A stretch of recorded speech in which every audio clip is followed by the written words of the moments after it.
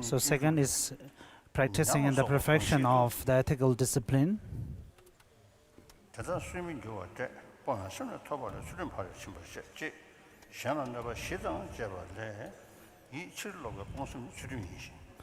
So the nature of ethical discipline is restraining oneself from indulging in negative actions such as harming other sentient beings. In such a kind of mind, if we train further and get accustomed to it, then of course the ethical discipline within us will one day become the perfection of ethical discipline.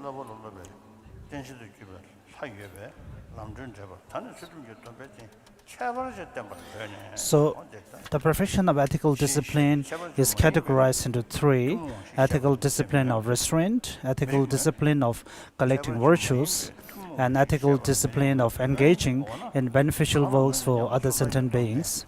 So as for the first ethical discipline of restraint,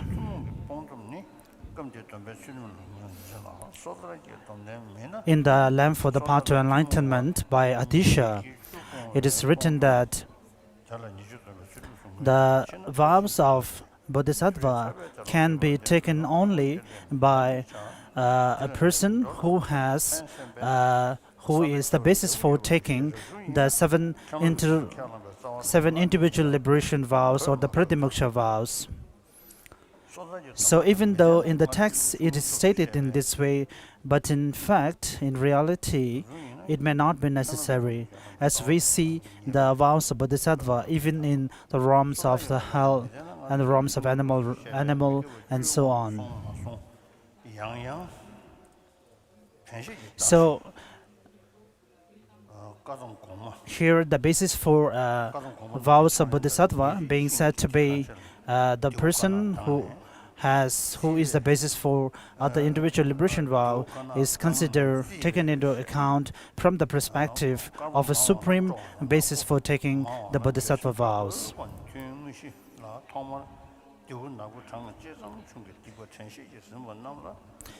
Someone who has one of the seven individual liberation vows, so having such a vow, if one practice further the vows and the precepts of the Bodhisattva, then of course the quality of the practice will be pure and can progress further. Once having a set of those individual liberation vows, a person has to be restraining himself or herself from indulging in 10 negative actions. So having such a kind of ethical discipline as a foundation, it is very helpful to develop the vows of Bodhisattva further, which will add on to the current vows that we have.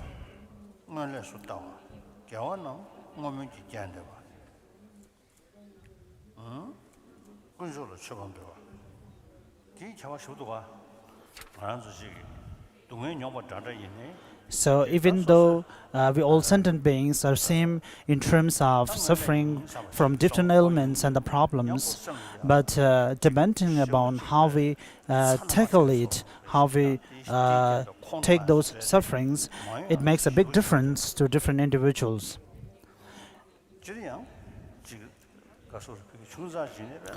For a minor problems that comes to us, always if we consider that as a part of our karmic results, and of course sometimes it brings more problem to you. And also thinking about, or rather it's more important to think about it as a nature of being born in this samsaric world, and thinking about the general and the individual or the particular sufferings of the samsara in general, and also the different realms in particular. So if we contemplate in this way, and it will be easier for the people to digest or take into accept the suffering that comes to us. So it helps us to lessen the effect of those sufferings if we are able to think in this way. And also, if we are able to contemplate and think that may whatever the suffering that befall on me this time, may this be a cause that all the sufferings that will be coming in the next and the subsequent lives be eliminated by the power of this suffering.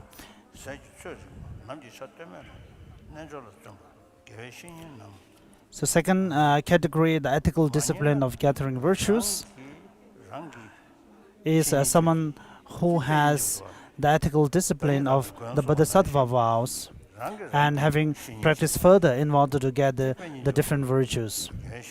And also relying upon one's spiritual master, it is also said that taking oneself as one's master is the supreme practice. So if we are able to look for and if we can find a spiritual master who can give us the relevant teachings, of course, that is the best place at the first. But even though we may be in a different place or a location or an environment where there is no possibility of finding a spiritual master, then as the Lord Buddha says, one can consider oneself as one spiritual master and think about the negative effects of indulgence in the negativities. And the fifth Dalai Lama has composed different extensive texts in terms of the Gelugpa tradition, the sacred words of Manjushri, and in terms of Nyingma tradition, of course, there are many texts composed based on the great completion stage of Zorim. In terms of Paramita studies, there is Lobsang Gongin, the ornaments of the meaning of the great texts.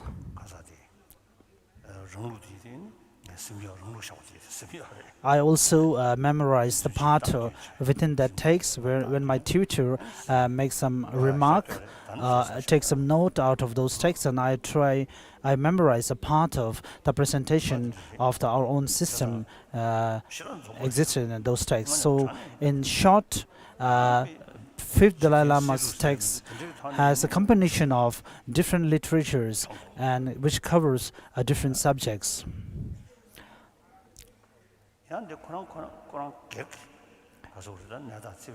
And in terms of his personal life, he is a very simple monk. In one of his life stories that we can find, Tujaram Biche used to tell me, and I also happened to read that text which is written, which was a handwritten.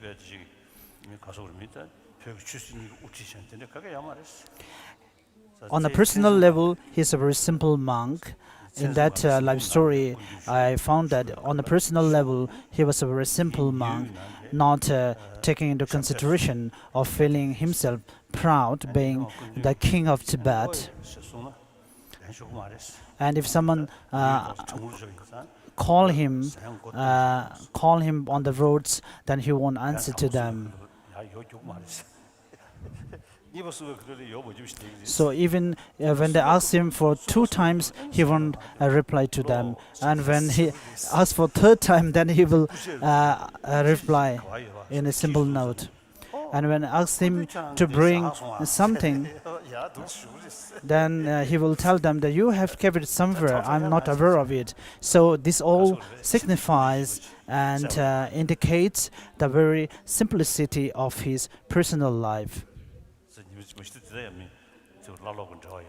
So maybe there is a guru and disciple relationship, maybe during one of the teachings, or maybe during one of the classes. An incense was lighted in his bedroom. Maybe it was Pering or Tadaramba, one of them too. So one of them doesn't like the smell of the incense. So he smelled the incense. So then he immediately says that, how can you light such bad smoke inside the bedroom of His Holiness? And immediately pour water on it. So they all stay in a very friendly way, even though His Holiness, the fifth Dalai Lama, is the king of Tibet. But on a personal level, he is very friendly in terms of his normal friends. The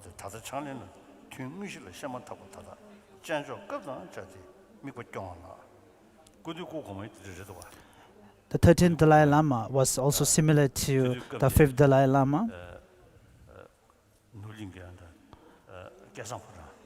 In the Kesang, the palace, it was during the construction of that palace.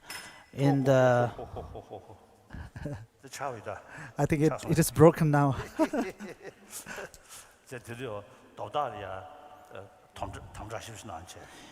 He was very strong against the usage of the addiction substances. And once he was going on a tour to the construction area, he happened to see behind the some people, some workers, and they were using those addictive substances.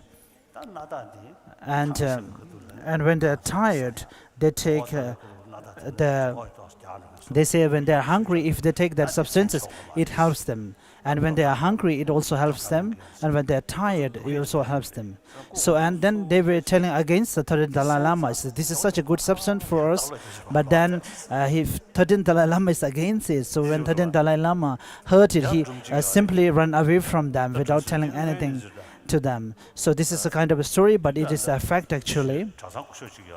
There is a monk from Namgyal Monastery, and his father was from Markham, an eastern part of Tibet.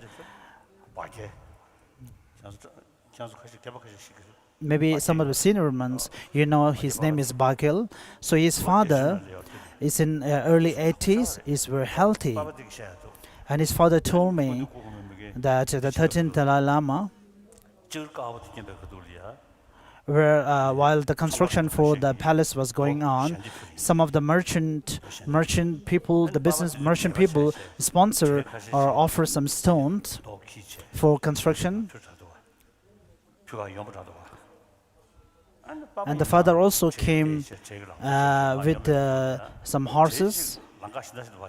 And one of his horse went another way, and from the other side there was a kind of Mongolian who was walking with one of his sticks. And he called to the father called to the monk and told to stop. The horse was running away from them. Later he came to know that it was the 13th Dalai Lama. So he told them, teacher, please stop the horse. So it was actually 13th Dalai Lama, and 13th Dalai Lama was running after the horse and trying to stop the horse from running away. So this is very similar to the general lifestyle of 5th Dalai Lama. So today I felt a will to tell these stories. So on a personal level, of course, they are very simple and a kind-hearted monk. But having the responsibility of the Dalai Lama and as the king of Tibet, of course, they were very strong and strict against many practices. And Genyama also told me that His Holiness was the 13th Dalai Lama was very kind and has a special relationship with the geshes coming from great learning centers.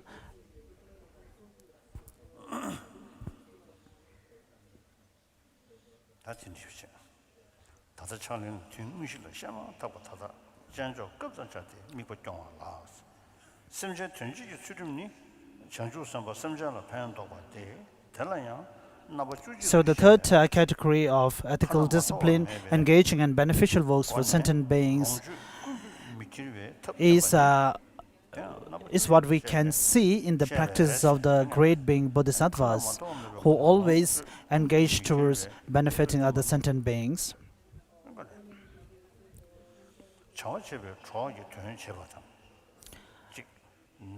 and helping to those needy ones, and also rendering service to the person who are in need of medical attention, and also who cannot walk properly, and they to help them to bring to a place where they can or giving them horses to ride on.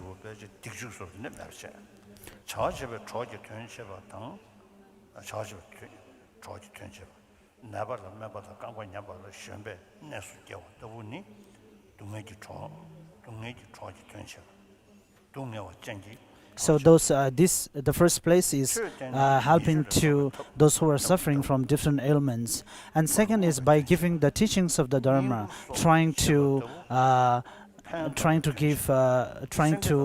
bring those sentient beings who are going towards the wrong way and trying to show them the right way to practice Dharma. And also to help those persons who are in danger of being devoured or eaten by the wild animals.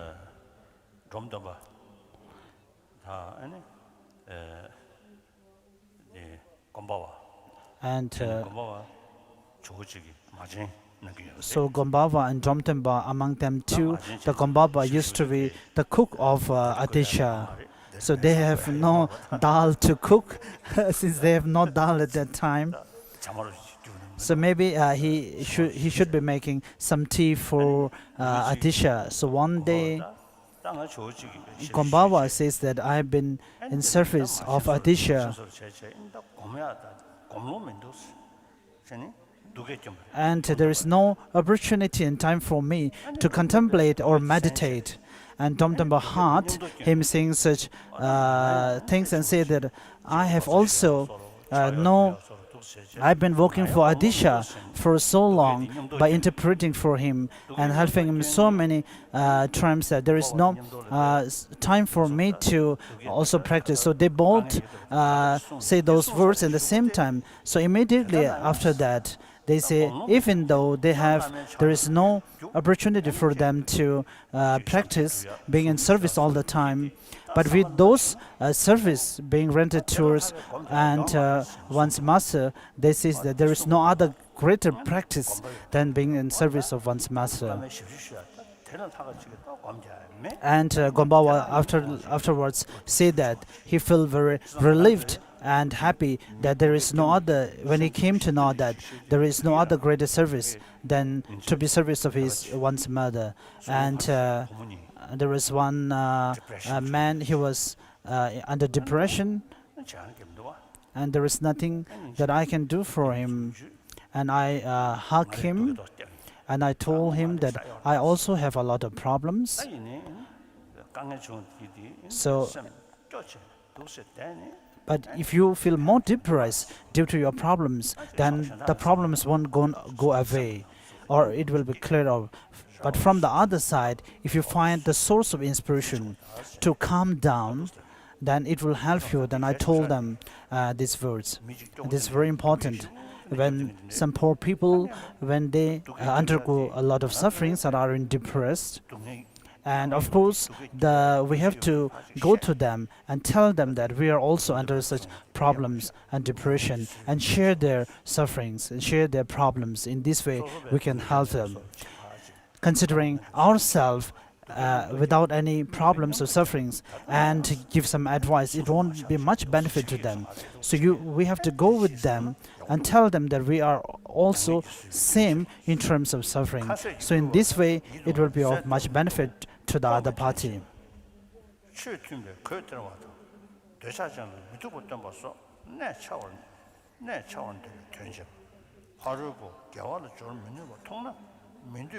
So the ethical discipline of serving sentient beings also includes giving them the appropriate food to eat, giving clothes to wear, and those who are highly attached to their personal belongings, try to give them teaching of the impermanence nature of the things.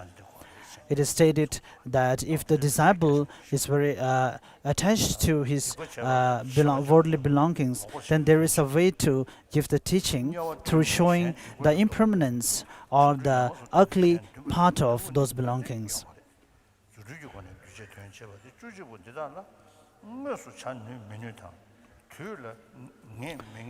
So counting all these ways to benefit the other sentient beings, there are 11 of them.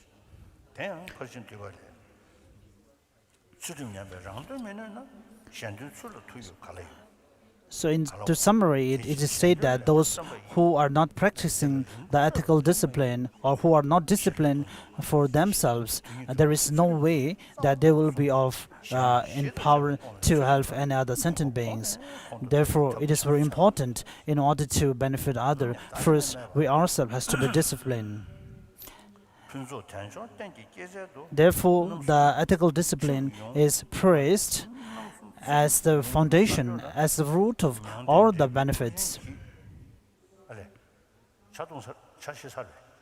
So, have we already? Oh, the tea is yet to come.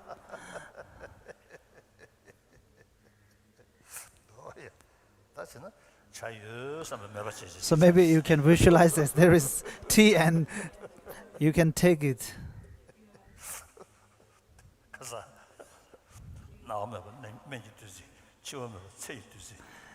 So yesterday, as we speaks about that there is a medicine which will make us never ill, and food that which will make us never hungry.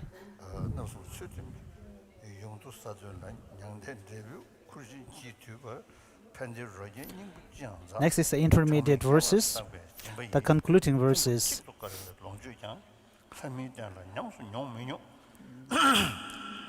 When we human beings are in the garden of this human rebirth, which has the leisures and advantages, once we have such an opportunity of a human rebirth, with leisures and advantages, we have to make use of this opportunity with the practice, with the self-discipline, with the ethical discipline as the foundation. And we have to work towards the attainment of the nirvana. Third perfection is the perfection of patience. As it is stated in the engaging in the deeds of Bodhisattva, that if you have a leather on your foot and if you walk through the space with all thorns, then you can avoid yourself from getting hurt. So this is the essence of the teaching. So without concentrating and without having the practice of this patience, as it is stated in the engaging in the deeds of Bodhisattva, which makes us all suffer. Even though certain kind of patience will be present in all the sentient beings and different individuals, but the perfection of the patience can be attained if we practice the patience towards the numberless sentient beings, irrespective of whether someone is one's friend or not. And once we are trained, and our mind of patience is accustomed to the practice of that patience, and gradually we will be able to actualize the perfection of patience.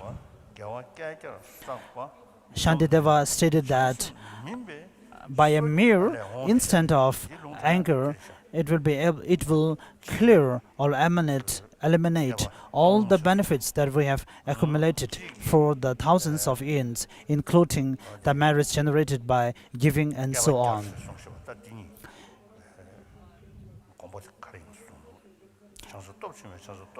And also Chandakriti, in the supplement to the Fundamental of Wisdom, stated that if a normal person gets angered towards a high bodhisattva, then the merits accumulated by him for 100 eons, including the merits of giving and maintaining ethical discipline, will be eliminated in a moment.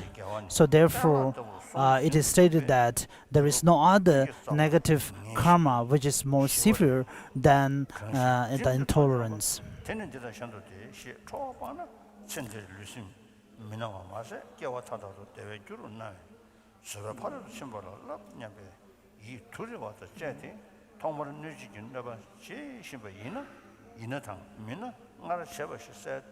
It will be, for a normal person, it will be very easy for someone like us to get anger and to get anger towards anyone.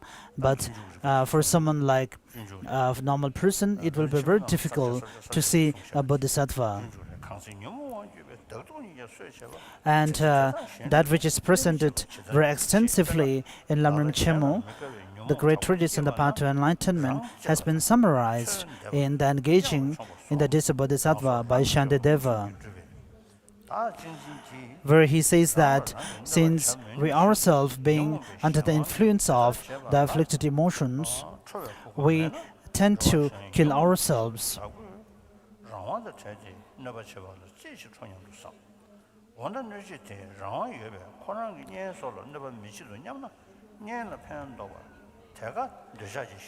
And as we also see that since we are sometimes under the influence of anger, we tend to hit our own head to the walls and also use different weapons to ourselves, resulting in one's own death, which shows very clearly that the afflicted emotion is the force behind which drives us to do all these things.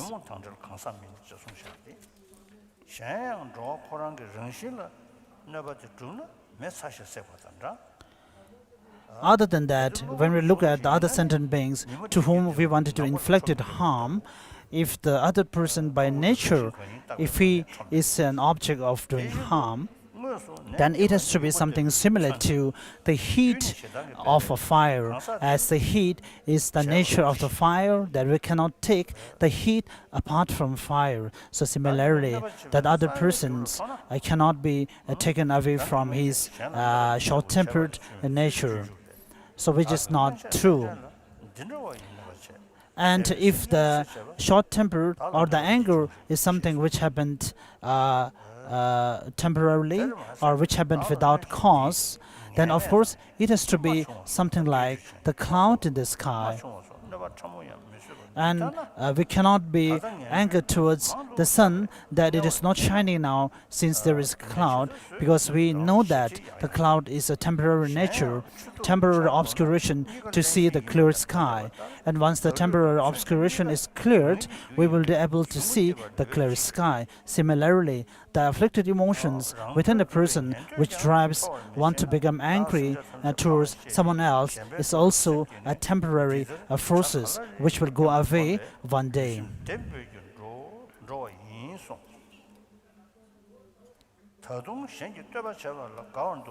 And it is also stated in the engaging in the deeds of the Bodhisattva that I have inflicted a lot of harm to the other sentient beings in my previous thousands of lives, due to which at this life and the coming lives I will be suffering from the result, the ripening result of those karmic actions.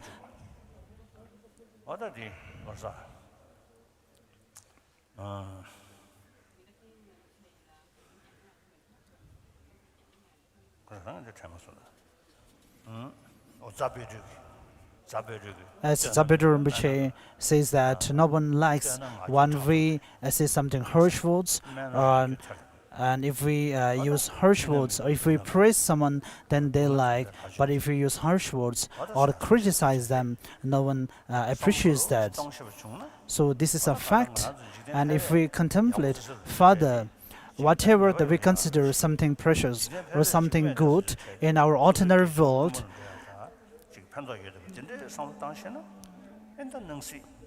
if we are able to utilize such kind of factors that we find in our ordinary life in order to benefit ourselves, so even though we stay amidst a society where there is suffering and ailment and criticism inflicted upon you from all sides, so even though you stay in such a pool of different factors, but there is a possibility that you could maintain a peace of mind for yourself. We can see evidently that even if someone has to be a scholar in a great learning center like this, so first, from the first time that he entered the classes, so maybe when he first entered the monastic institution, there may be the less chances of him being more hatred towards other or more proud. But as the time goes on and he get a fame that is good in the debate, and he happens to have some students and being a teacher's name, so then the pride comes and maybe he becomes more jealous towards other people, and of course the expectations arise within himself or herself. We can see the same situation in different villages, even in the normal human society also. We can say that those who just do their own responsibility and do not have much expectation, we see them more peaceful and calm. Those who have more expectations and those who have some fame, then we see that they are more into trouble.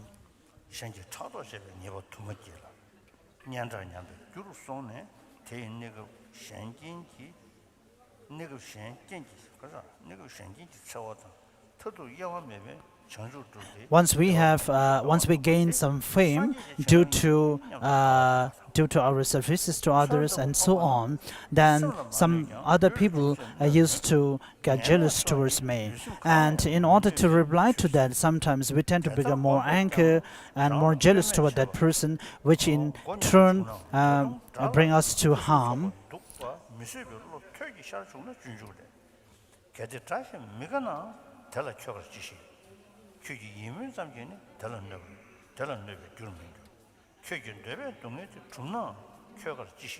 It is also stated in the engaging of the deeds in the Bodhisattva, deeds of the Bodhisattva, that even though you may have a good feeling towards your enemies, but it won't make any difference to that person. So even that person may have a harm, may have a bad feeling towards you, but it won't make any difference to you.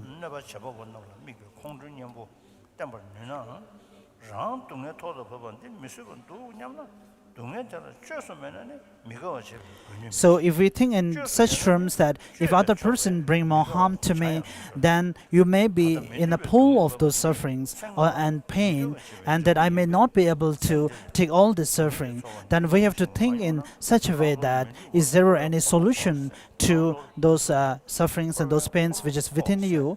And it is stated in the engaging of the deeds of the Bodhisattva that if there is a solution or if there is anything that you can rectify, then there is no reason and no reason why you should be unhappy towards it.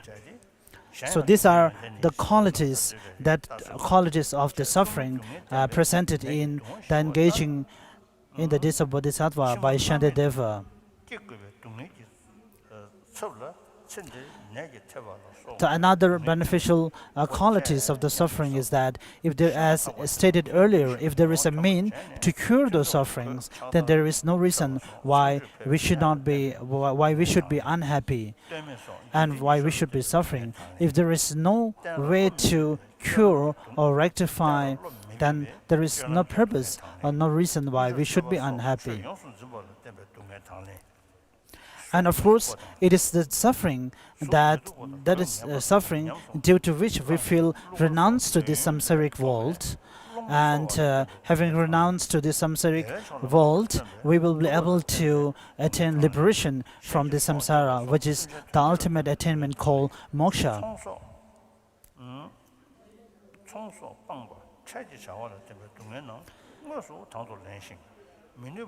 During the meditative session, we have to contemplate and think in such way, and also in between the meditative sessions, also we have to concentrate upon the importance of being abiding by the ethical discipline,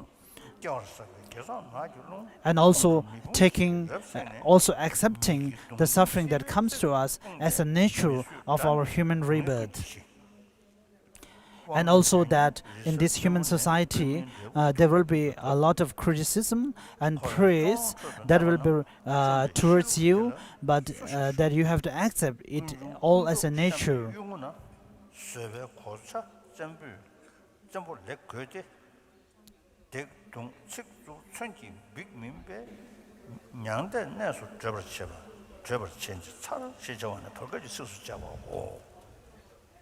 And ultimately, it is also stated in the engaging of the deeds of Bodhisattva that there is no phenomena that won't be easy to gain once we are accustomed to it. Next is the intermediate verses. So grazing for tea.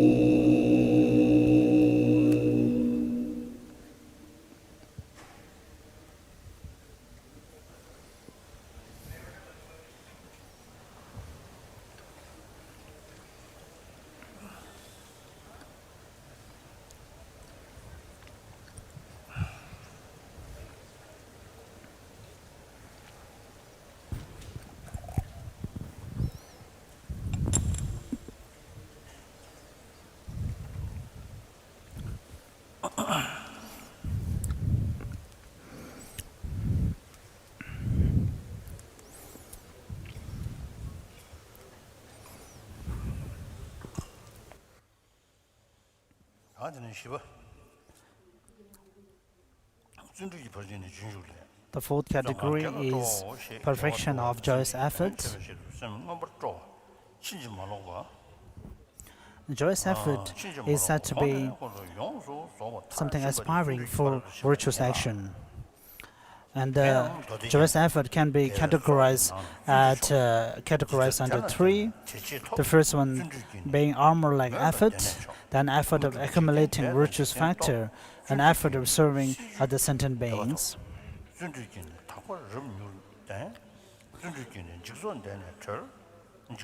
In the ornament of the collection of the sutras by Arya Maitreya, the joyous effort is praised as a supreme among all the virtues. And it is said that with the joyous effort or the perseverance, we will be able to attain the highest attainments. And through that, we will be able to also actualize different mystical attainments, which is beyond the normal world.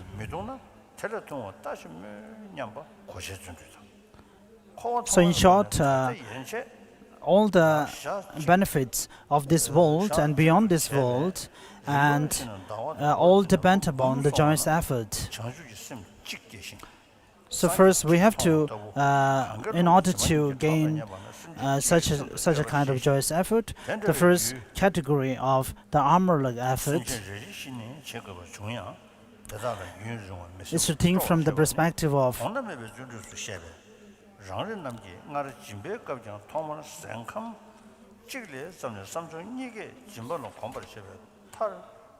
as it is present in the Guru Puja, that even for the sake of a single sentient beings suffering in the hell realm, may I be able to take their suffering or be benefit to them. And even if I have to stay in that state for even for hundreds and years of years, I have the joyous effort to be of such service to them.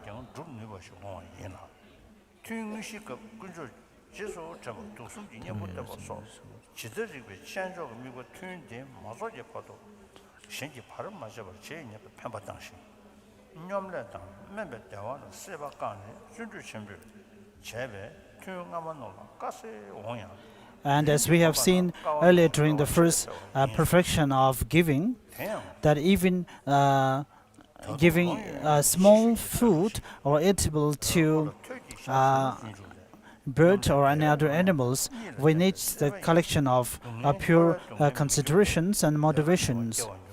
And we have to make effort towards being accustomed to such practice of generosity, and not to develop low self-esteem that I may not be able to do such a thing.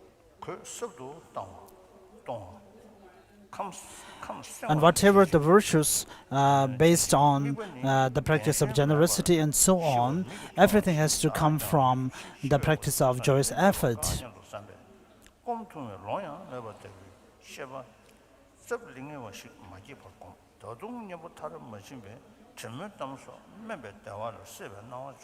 So during the actual meditative session, we have to think about the kindness of the triple gems and how to take the countermeasure against the three poisons of afflicted emotions.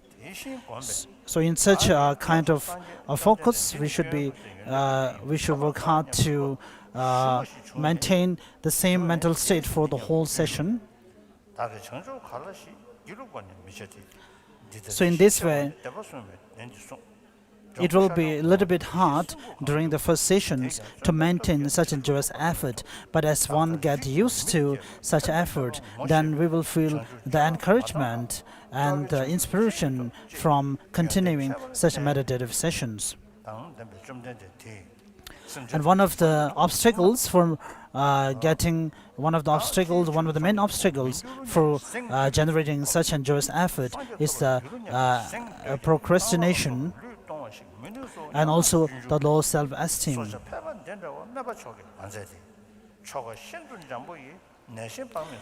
And it is also stated in the engaging of the deeds of the Bodhisattvas that due to the laziness of procrastination, we tend to rely on such laziness and not able to accomplish our deeds and practices on time. In order to develop an attitude to the laziness of procrastination, we have to think that since having such a human rebirth, having such a leisure and advantageous human rebirth, and also the rarity nature of this human rebirth, that I may be not able to find such a human rebirth in hundreds of thousands of years to come. And this has also happened even just once in those lifetimes. So once we have such an opportunity, if I do not practice, then there won't be any moment left in the future lives to come for me to practice.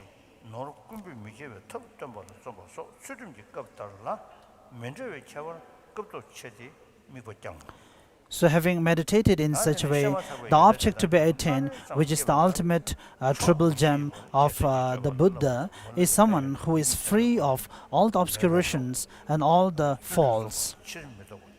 And if one feels self-discouragement, feeling that such a kind of attainment will be very difficult to attain, then in the engaging in the deeds of Bodhisattva, Shantideva says that one should never feel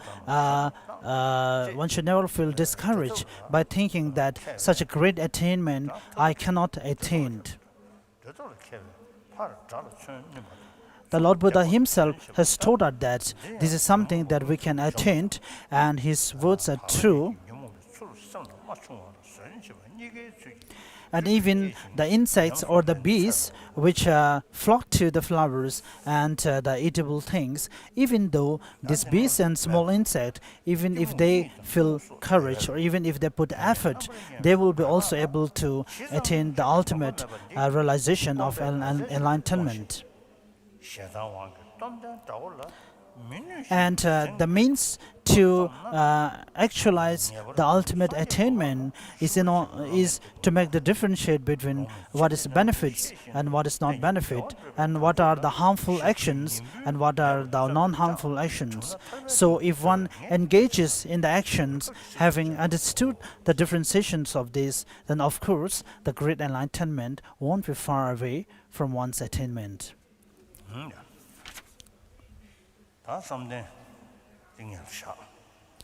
So the fifth perfection on the concentration, we will first give it for a while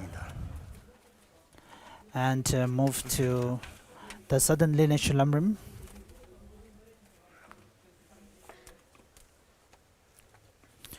The southern lineage Lamrim, the book is Pearl Garland. If you happen to have the new and revised edition, the page number is 232.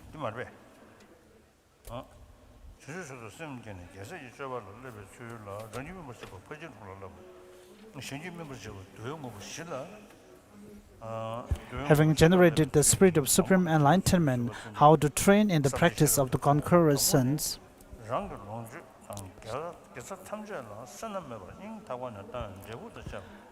How to train in the six perfections to ripen your mind stream.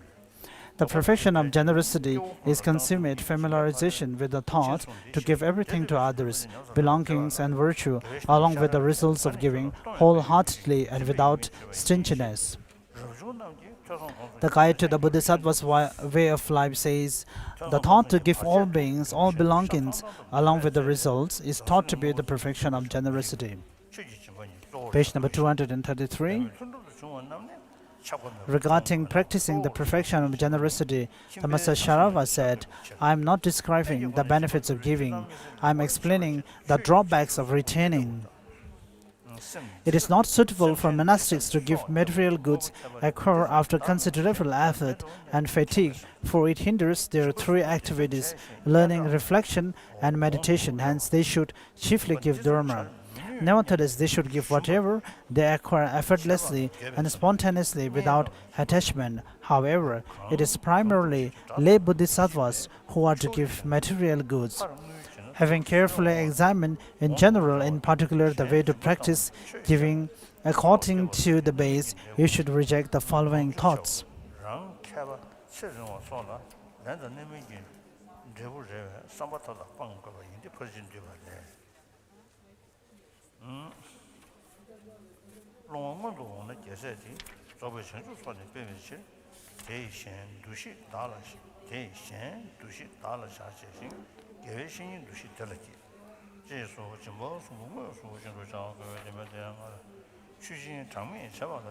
So if you happen to have the previous edition, The Pearl Garland and Anthology of Lamrim, the book which was distributed last year, it is on page number 200.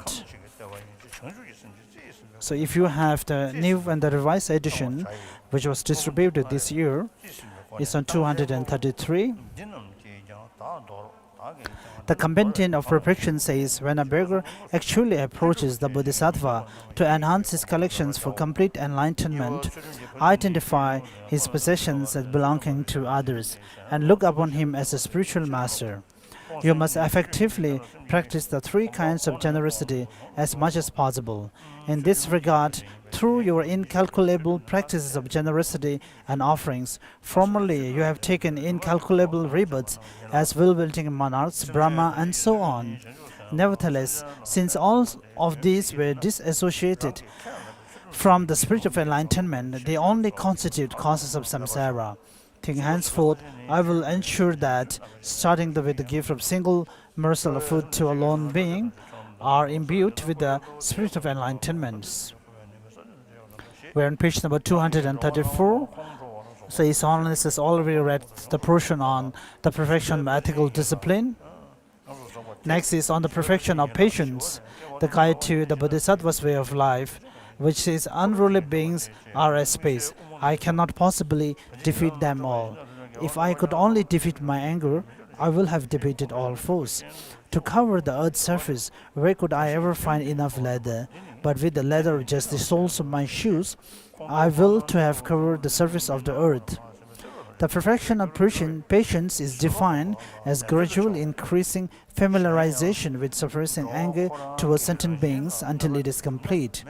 Shantideva states, the generosity, homage to the Sukhadas and the like, that you have acquired over 1,000 years, whatever good deeds you may have done, will be destroyed by a moment's anger. Page number 235. In particular, entering the middle way says, since anger towards the conqueror's son in an instant destroys the virtue accumulated over 100 years by giving an ethics, there is no greater sin than anger. Thus it is taught that feeling anger is a very serious sin. Shantideva continues, whoever strives and defeats anger finds happiness now and hereafter. Overcoming anger will not only free you of temporary mental and physical suffering, it will also cause happiness in all lives. Therefore, make a special point of meditating on patience. Moreover, if anger were an intrinsic part of a sentient being's nature, then it would be like fire being hot and burning. If it is a contingent event, then just as it is not suitable to be angry with the sky when clouds obscure the sun, it is the weapon like a club that is directly responsible for your pain and indirectly the anger that incited its use. What has the person actually done? If you want to feel angry with the underlying causes of your injury, as the guide to the Bodhisattva's way of life says, in the past I have inflicted similar injury on certain beings. Thus, as an abuser of beings, it is fitting that I experience this harm. So, His Holiness also read the part on the perfection of enthusiasm.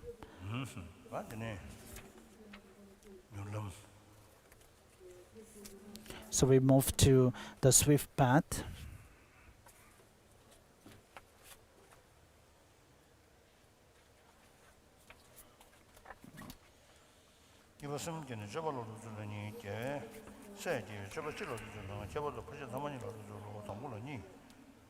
How to train in the path, having generated the mind of enlightenment.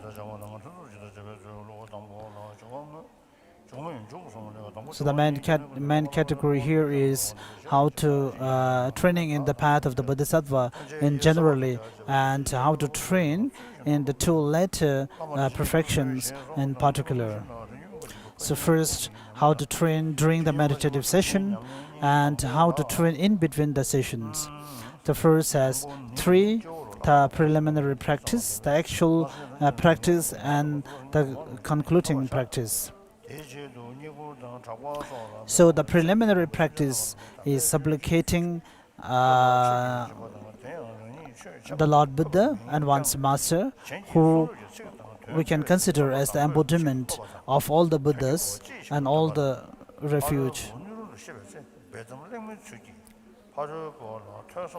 And then, may I be able to train in the practices of the great Bodhisattva beings as they practice, and may all the Buddhas and Bodhisattvas bless me in order to make me ripened, or make me possible to follow those practices. And in the actual one, the first is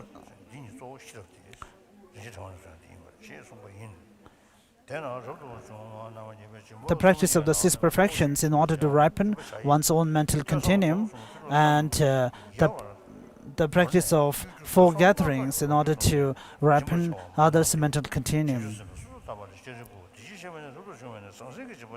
So the first one, as it reads, it states that first, having meditated, one's guru, who is none other than the Buddha himself, meditating our guru on our head, and contemplate in this way that may I be able to attain enlightenment in order to benefit the numberless sentient beings, and that too may I be able to quickly attain the Buddhahood.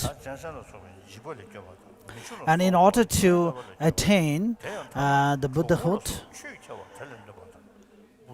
and may I not go under the influence of the praise and the fame of the worldly affairs,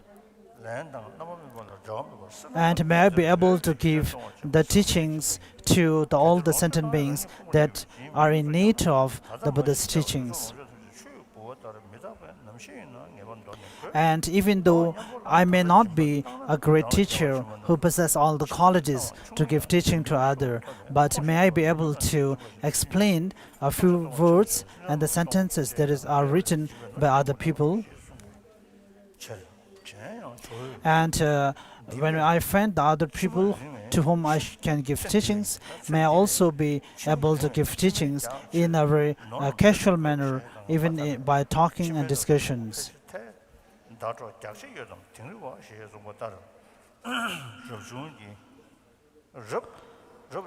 So this is regarding the first giving of, which is known as the giving of teaching. The second is the giving of fearlessness.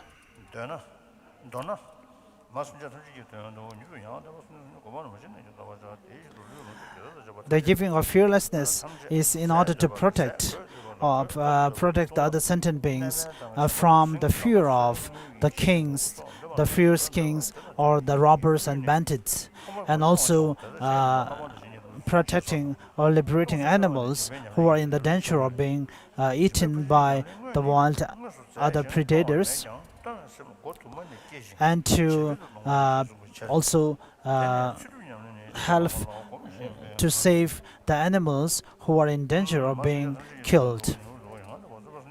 The third is the giving of the material possessions. So here it is stated that one needs to have a kind of motivation which does not expect anything in return for one's giving of material possessions.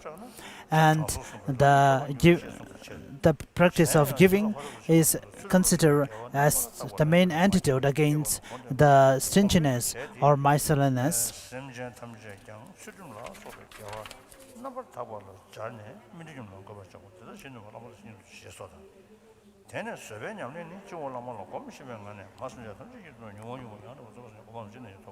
So here completes the first perfection of giving. The second is the practice of the ethical discipline.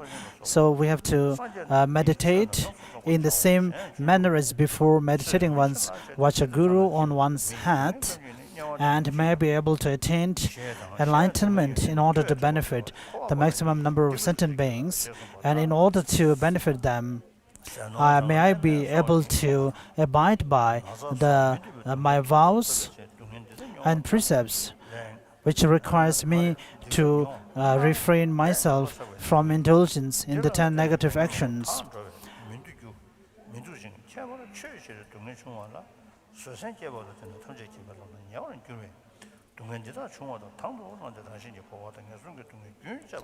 And also pray that may all the sentient beings who have not generated such a kind of mind, such a kind of altruistic mind, may they be able to develop that mind. And those who have developed such a kind of mind may it progress further.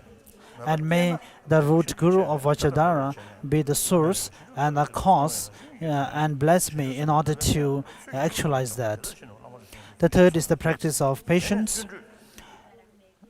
So in the same manner as before, we have to meditate in such a way that even all the sentient beings becomes one's enemy, but may I be strong enough not to develop even a moment of anger towards any of these sentient beings. As it is stated in the engaging of the deeds of the Bodhisattvas, that if a person who is to be killed is being freed with just his hand cut, he will be very happy that even though his hand is cut and there is a suffering and pain, suffering in terms of a great pain, but he will be very happy that he is not killed. Similarly, those of us who are to be reborn in the hell realm and undergo a lot of suffering, and if that suffering has been just ripened on our human rebirth in the just form of some ailments and suffering, then why not we all become very happy?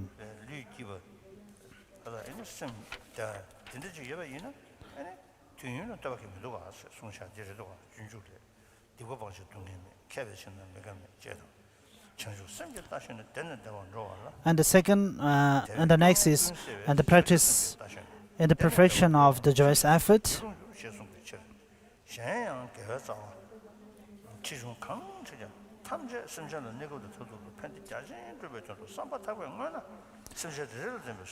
So the first practices are same as other perfections, and it is stated in engaging in the deeds of Bodhisattva that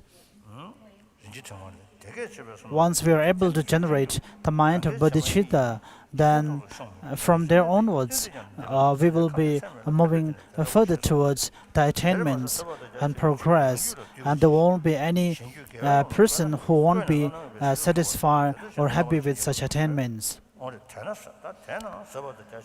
Whatever the accumulations that we gathered, even a small virtuous action, it all comes or happened due to the sentient beings.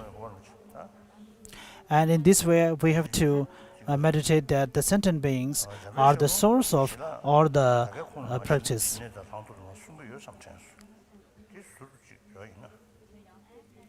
So here in the sweep part, it seems to have a different section. In the sacred words of Manjushri, it is presented in the special insight part.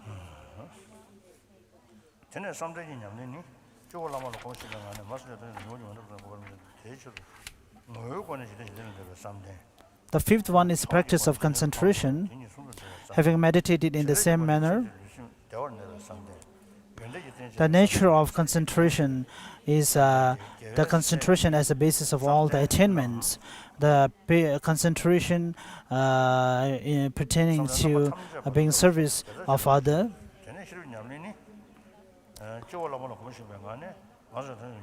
And we pray that may we be able to generate such a kind of concentration that will help us to become more benefit towards other sentient beings. Next is the wisdom. So having completed the 6 perfections, so the next step is how to train in the practice of the 4 gatherings in order to ripen other person's mental continuum.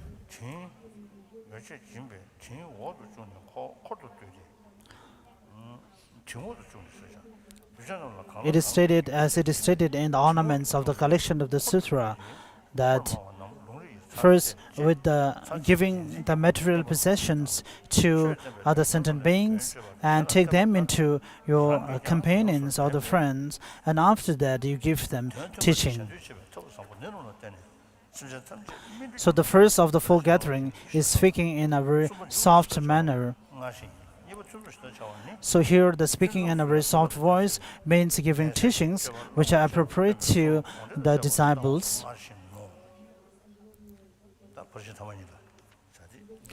So after that is how to train in the 2 perfections in particular that we will read later.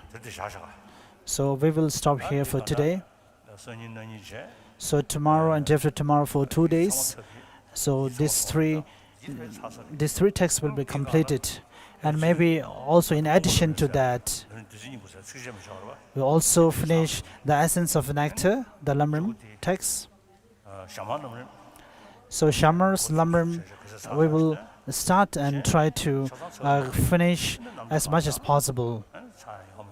And liberation of the palm, liberation in the palm of hand is also not possible to find. So next year we will find a time and continue the same.